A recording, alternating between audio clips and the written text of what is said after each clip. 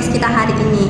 Topik kita bakal seru banget nih, yaitu tentang teknologi dalam dunia konseling, khususnya aplikasi seperti Relief dan juga fenomena anak muda zaman sekarang yang lebih nyaman curhat ke AI seperti ChatGPT. Kenapa ya ini bisa terjadi? Yuk kita bahas bareng. Saya Nanda Fadrianti Arifin dan sudah ada dua teman saya di sini, yaitu Nurul Tartila dan juga Sofiani Fajariyah. Halo.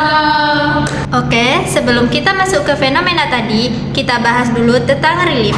Jadi, Relief ini adalah aplikasi yang menggabungkan teknologi seperti AI dengan layanan konseling. Nah, di sana ada fitur meditasi, manajemen stres sampai layanan konsultasi dengan konselor profesional lewat chat.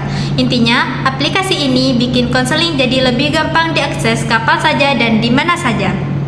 Nah, menariknya teknologi kayak gini makin relevan dengan kebutuhan generasi sekarang, apalagi Gen Z.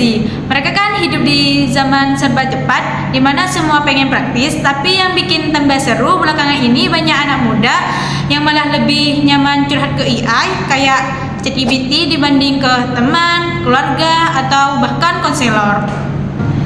Betul banget, aku sempat baca salah satunya adalah karena AI itu nggak menghakimi, selalu tersedia kapanpun dan nggak adu nasib. Jadi mereka merasa lebih dimengerti dan dapat jawaban yang rasional. Gimana nih menurut kalian? Ini hal yang positif atau ada sisi negatifnya? Kalau aku lihat, ini bisa jadi positif sekaligus tantangan. Positifnya, teknologi seperti ChatGPT atau Relief bisa jadi langkah pertama buat mereka yang ragu curhat ke manusia. Mereka jadi punya tempat aman untuk meluapkan perasaan. Tapi tantangannya, AI itu kan nggak punya empati. Meskipun jawaban AI terasa rasional, tetap aja nggak bisa menggantikan hubungan emosional yang kita butuhkan dari manusia. Setuju, aku juga khawatir kalau mereka terlalu nyaman curhat ke teknologi, malah jadi makin menjauh dari interaksi manusia. Padahal salah satu fungsi utama konseling itu kan membangun hubungan interpersonal yang sehat. Kalau terlalu tergantung sama AI, bisa juga hubungan sosial mereka malah terganggu. Benar juga, tapi kalau kita lihat dari sisi aplikasi seperti Relief, fenomena ini sebenarnya bisa jadi peluang loh.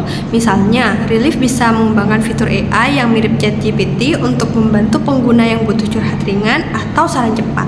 Nah, tapi tetap harus ada batasan ya. Kalau masalahnya lebih serius, mereka bisa diarahkan ke konselor profesional. Betul, dan aku rasa aplikasi kayak Relief bisa mengisi kekosongan ini dengan baik. Fitur AI bisa jadi dukungan tambahan, sementara layanan konsultasi tetap dijalankan oleh konselor profesional. Apalagi Relief juga punya meditasi dan self-help tools yang membantu banget untuk manajemen stres sehari-hari. Nah, yang penting literasi teknologi juga harus ditingkatkan. Gen Z perlu paham kapan waktu curhat ke AI dan kapan mereka butuh bicara dengan orang yang benar-benar kompeten. Bisa juga ditambah fitur edukasi di aplikasi biar mereka tahu batasan dan fungsi dari masing-masing layanan, termasuk kapan harus ke konselor langsung. Aku setuju, aku juga kepikiran kalau aplikasi seperti Relief ini bisa bikin pendekatan hibrid.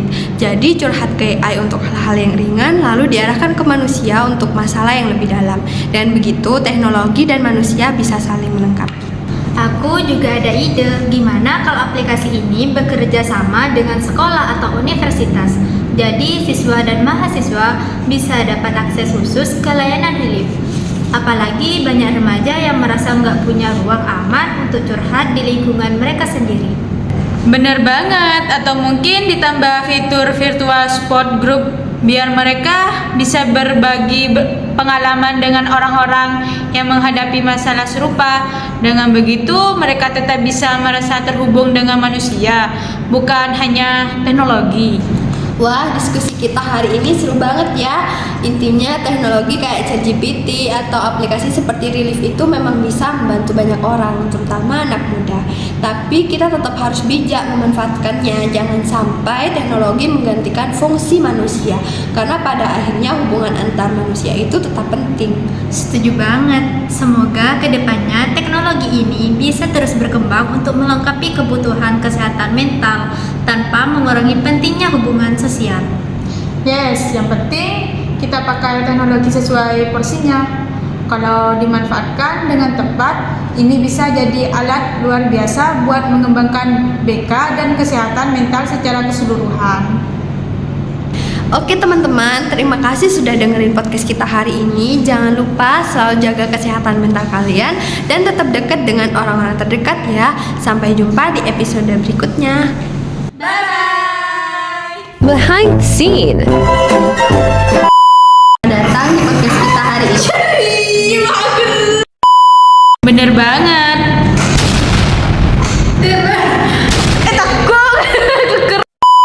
Teknologi seperti Lah,